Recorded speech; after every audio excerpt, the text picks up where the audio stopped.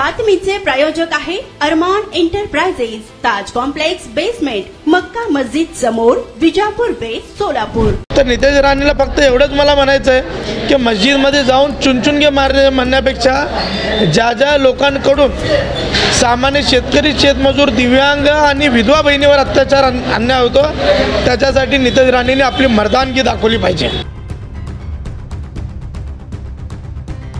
राणे का खूप मोठा होऊन गेला का? त्याची हाईट 3-3.5 फुटाची आहे, खूप मोठा झाला का? ते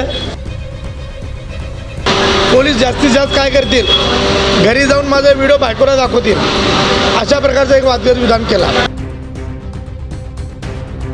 राणे असेल किंवा कुणी ओएसी असेल किंवा त्यांचा कुणी बाप असेल, जर पोलिसांच्या अंगावर येत असेल, पोलिसांच्या बाबतीत चुकीचं बोलत असेल, पोलिसांच्या कुटुंबाच्या बाबतीत बोलत असेल, तर अशा हरामखोराला तुम्ही ज्यांना रस्त्यावरून नागडा करून ठोकला पाहिजे। आणि नितेश राणेला तुम्ही अंगावर सोडून दिला पोलिसांच्या। नाही, खरोखरच बघा, कुठल्याही जाती धर्माबद्दल कुणालाही बोलण्याचा अधिकार नाही आहे। तो नितेश राणे असेल किंवा कुणी असो, ओएसी असेल। आता अनेक लोक सांगतात की ओएसीने काय चुकीचं बोललं तर का तुम्ही बोलत नाही?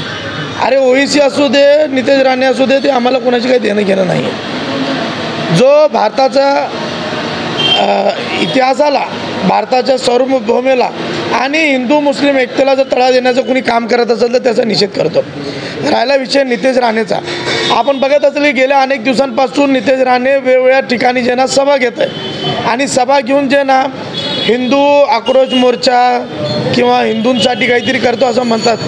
त्याच नितेश राणेचे, त्याच्या वडिलांचे, त्याच्या भावाचे यापूर्वीचे भाजपमध्ये जाण्यापूर्वीचे जर तुम्ही स्टेटमेंट बघितले तर खूप वेगळे स्टेटमेंट होते।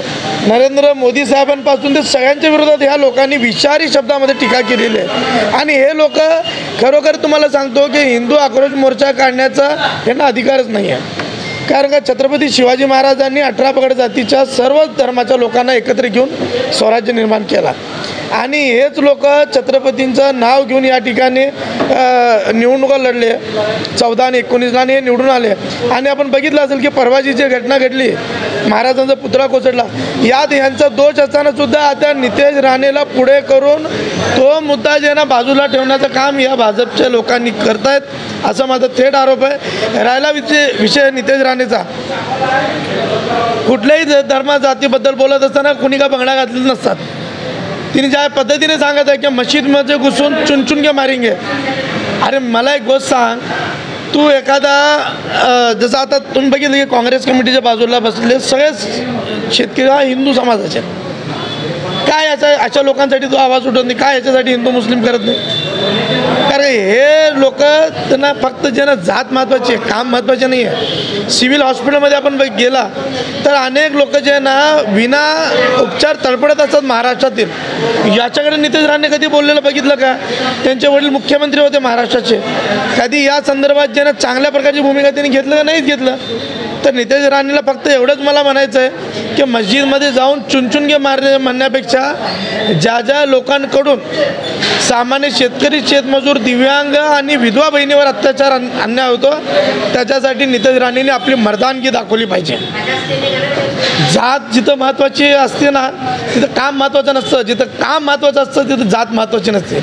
मी कुठल्या जातीचा, धर्माचा हे माझ्या घराच्या चौकटापर्यंत, मशिदीपर्यंत, मंदिरापर्यंत राहायला पाहिजे, परंतु आपण रस्त्यावर येत असताना आपण एक सामान्य व्यक्ती आहे आणि त्या पद्धतीने आपण वागलो पाहिजे, हे कदाचित नितेश राणेंनी विसरलेलं आहे। आणि दुसरी एक गोष्ट महत्त्वाची सांगतो की संपूर्ण राज्यामध्ये भारतीय जनता पार्टीची, शिवसेनेची सरकार असतानासुद्धा गृहमंत्री असणारे देवेंद्र फडणवीस त्याच्यावर कारवाई करत नाही।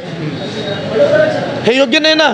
एखादा व्यक्ती धार्मिक भावना दुखवण्याचं काम करताना नितेश राणे का खूप मोठा होऊन गेला का? त्याची हाईट 3-3.5 फुटाची आहे, खूप मोठा झाला का? ते कायद्यापेक्षा मोठा आहे का? उचलून घालला त्याला। कुठल्याही जाती धर्माबद्दल बोलण्याचा अधिकार कोणाला नाही, नितेश राणे असू दे, कोणी असू दे, हे योग्य नाही आहे। त्याचा निषेध करतो। पोलिसांनी आणि गृहमंत्री देवेंद्र फडणवीस यांनी तातडीने त्याच्यावर कारवाई केली पाहिजे अशी आमची प्रमुख मागणी आहे। आता आपण बघितलं असेल यापूर्वीसुद्धा नितेश राणे यांनी एका सभेमध्ये बोलताना पोलीस जास्तीत जास्त काय करतील, घरी जाऊन माझा व्हिडिओ बायकोला दाखवतील, अशा प्रकारचा एक वादग्र विधान केला. परवा दिवशी जे वादग्र विधान पोलिसांबाबत केला, त्याचा भाऊ जे आहे पोलिसाच्या अंगावर धावून जातो. म्हणजे मी महाराष्ट्रातील तमाम पोलीस अधिकारी कर्मचाऱ्यांना या माध्यमातून विनंती करतो, नितेश राणे असेल किंवा कुणी ओएसी असेल किंवा त्यांचा कुणी बाप असेल, जर पोलिसांच्या अंगावर येत असेल, पोलिसांच्या बाबतीत चुकीचं बोलत असेल, पोलिसांच्या कुटुंबाच्या बाबतीत बोलत असेल, तर अशा हरामखोराला तुम्ही ज्यांना रस्त्यावरून नागडा करून ठोकला पाहिजे. कारण कायदा व सुव्यवस्था सांभाळण्याचं काम हे पोलिसांचं आहे. आणि पोलिसांच्या देखत हा मोठमोठ्याने जे आवाज देतो, मोठमोठ्याने घोषणाबाजी करतो, मोठमोठ्याने हे करतो. आता मी तुम्हाला दाखवतो, एक बातमी आहे माझ्याकडे. ईश्वरपूरमध्ये एका पोलीस अधिकाऱ्याने बघा, पोलीस अधिकाऱ्याने आमदार नितेश राणेची मस्ती जिरवली. मी तुम्हाला एक सांगतो, एका पोलीस कर्मचाऱ्याने जर ठरवलं तर चांगल्याची मस्ती जिरवण्याची ताकद जी आहे ना त्या पोलीस अधिकारी आणि कर्मचाऱ्यामध्ये असतं, हे लक्षात ठेवा. पण आता झालं का माहिती का, पोलीस कर्मचारी अधिकारी हे सध्या सागर बंगल्याच्या आणि देवेंद्र फडणवीस यांच्या दबावाखाली काम करत आहेत. ते वारंवार फोन येतात.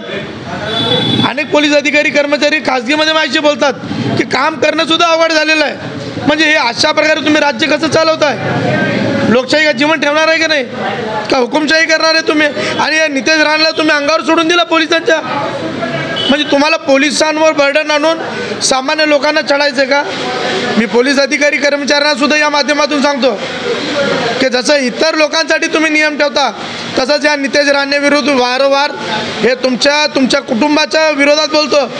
आम्ही तुम्हाला या माध्यमातून सांगतो, सैनिक असेल, पोलीस असेल, शेतकरी असेल, दिव्यांग बांधव असेल, त्यांचा आदर आमच्या मनामध्ये आहे. तो आयुष्यभरानं आम्ही मेलो तरी ते जाणार नाही. पण पोलिसांची अशा प्रकारे जर नाचक्की करण्याचं काम नितेश राणे करत असेल तर अशा नितेश राणेला आपण जेलमध्ये कोंडून ठेवला पाहिजे. त्याच्यावर प्रत्येक पोलीस ठाण्यामध्ये गुन्हे दाखल झाले पाहिजे, या माध्यमातून मी मागणी करतो. सोलापूर शहरात विविध प्रकारचे अत्तर, perfume, massager, hair dry, important goggle, important watch, नवीन गॅझेट मिळण्याचे एकमेव ठिकाण अरमान एंटरप्राइजेस. आमचा पत्ता ताज कॉम्प्लेक्स बेसमेंट, मक्का मस्जिद समोर, Vijapur west, Solapur. Proprietor doctor Mohsin Bagwan. Contact 9922 55 9711.